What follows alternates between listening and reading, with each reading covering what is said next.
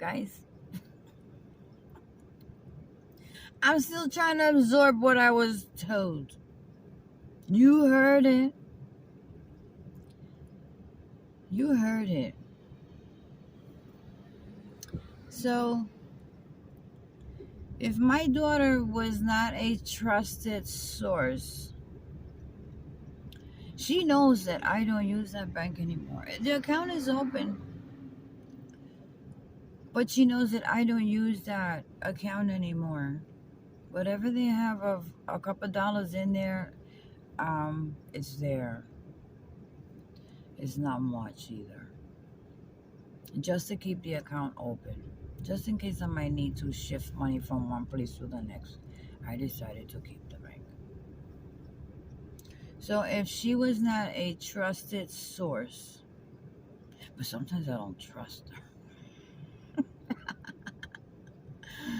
Guys, if she was not a trusted source, knowing that I don't keep track really of my accounts. I write it down on paper. I go in the app when I purchase, and I don't use that bank anymore.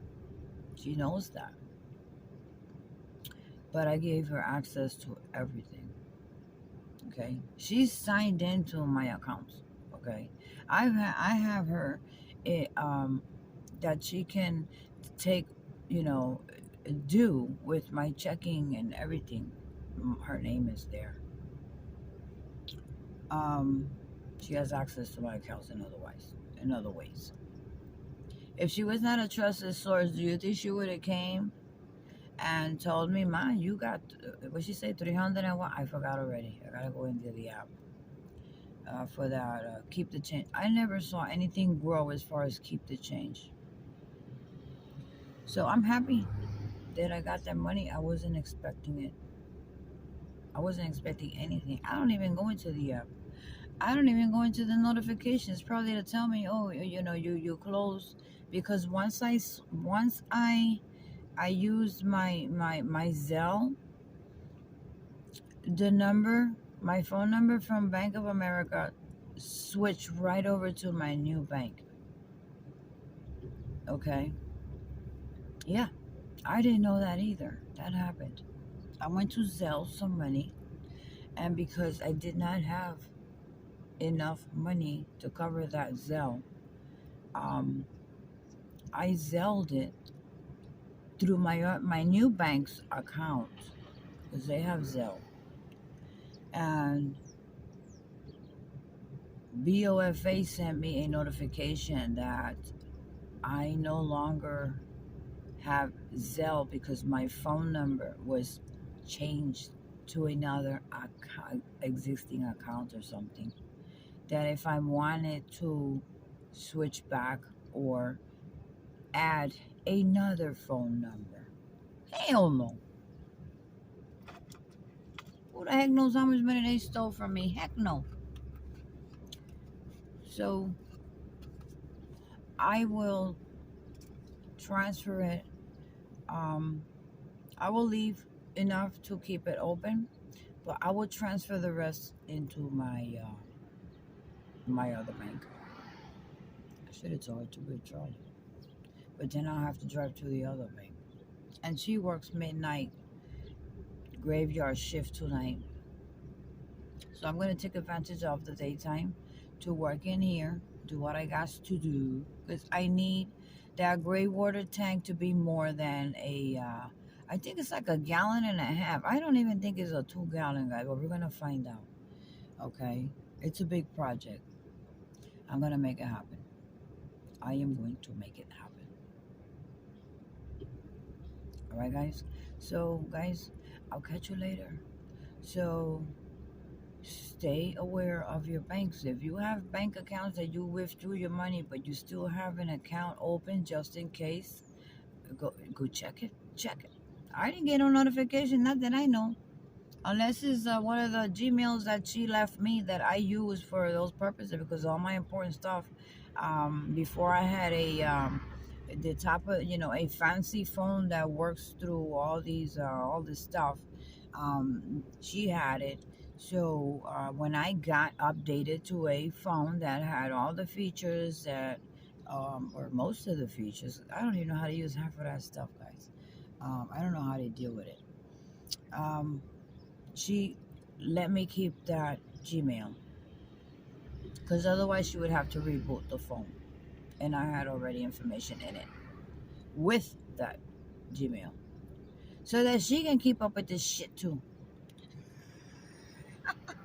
Like she needs more work to do, right, guys? Like she needs more work to do than Mama too. Maybe I aggravate the hell out of her. Oh my goodness, guys. Guys, crime has hitting this part of the East Coast. Okay, crime has hit this part of the East Coast, and it is not too far from here. It's about a 25, 30, 35 minute drive from here. So if you did not know, something big happened in Newark, New Jersey, by the Newark airport. That's Newark, New Jersey, but that is big. And Newark is like the center of a big city. And surrounding towns are about 10 of them. Yeah. And there is a lot of bad areas. There is a lot of good areas. It's part that you don't want to get caught up. You take a wrong turn and wind up in a dead end street, you better pray for your damn life. So I quit going out there some years ago. That's where I used to go shop for clothing and stuff like that. No more. That's where all the main courts are at too. And when I saw the spot, because I know Newark, New area, I know Newark, New Jersey. I have family that lived there, so I used to go visit every now and then. Till I found out that the their kids, teens, were smoking and doing all kinds of shit. Okay, I quit going because I was not going to go to jail for nobody of whatever the heck it is that they were into. So we separate. I separate from family, guys. I get away. I get away from trouble. I see trouble. I get away. I get away. I don't. It's hard to say you got to run away from your family, but sometimes you have to. You have to. You have to. Or you're part of the problem. You will be part of the problem of whatever it is that you may not even know. But anyway, they still live out there. I ain't seen them in years. Um, I tell you one thing. That started, another one will come along. Another situation again.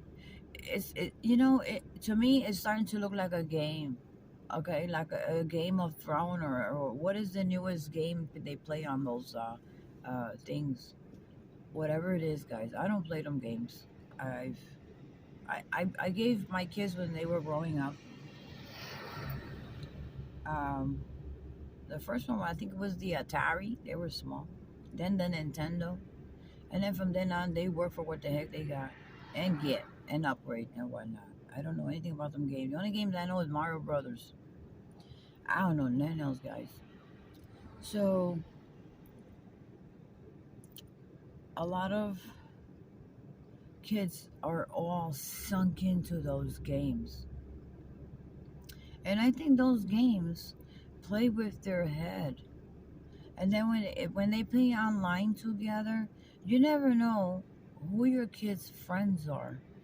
We as parents, um, and you have teenagers, young teenagers, you have to stay on top of them. You got to know who their friends are. You got to follow them. You got to be undercover. Find a friend. Drive me around. They're going out at this time. Let's follow them. I did that. I did that until I didn't have to do it anymore because they weren't doing a damn thing. Thank God. But these games are messing these kids' heads. And when they master the game, they want the next one, which costs a lot of hell of money. And parents just upgrade the games. Do they even know what's in those games? Do they know what consists of those games? Guys, I'm just talking as a parent. If you have young teenagers um, and you play along with them, then you should know if that's good for your child to be learning or not. I know it's a game. It's something that'll keep them home and busy and online with their other friends. But when they get together in the street, what do you think they talk about? If they follow whatever the games are doing, they will get in trouble in the street one day. You can't hold a child down at home for long. Once they reach a certain age, they'll tell you, I'm going out, and what? What you gonna do? What are you gonna do when that time comes? Okay? What are you gonna do? So anyway, guys, I'll keep it posted. It's probably on the news. Maybe you heard it. If not, Google it up, guys. Newark, New Jersey. Out here in the next town, they set on fire a whole bunch of ambulances, fire trucks, and police cars. Yeah, like it. In other words, no emergency response for people. I mean, are they thinking of what the harm that they're doing? They out there to save lives. Ambulances are out there to save lives. Fire trucks are out there to save people's lives also. Why do you set them on fire? Not one vehicle, but the whole one that's parked next to the other. That's suspicious right there. EMS vehicles that transport elderly people that come to us when we get sick and we call 911 and they send a ambulance out. They're out there saving lives. Why do they set those trucks on fire? Do they want us to be helpless? Who are doing it? They still haven't found out who the one started them fires. But fires are a common thing too with electric heaters, but that's besides the point. I'm talking about a parking lot with EMS cars, trucks, and fire trucks. They were all set on fire. All that were in that parking lot. And other places too. And I know exactly where they're at. And I know exactly where the Newark um, shooting took place because I used to play at a club out there called El Moro. It's on Broad Street. Yeah, there's a Dunkin' Donuts across the street. So when I saw it on TV this morning, I was like, whoa. I used to play at that club for like 5 months till winter came around. I almost lost my life on one of those highways coming home where there was an underbridge and there was a block of ice and I had my equipment and everything in my other van and I slipped and I went sideways and oh Lord have mercy. I didn't hit anything. I was lucky that there was no cars by me. It was like 4 o'clock in the morning, and but I got the scare of a lifetime. So I spoke to a friend of mine. Her son was a DJ.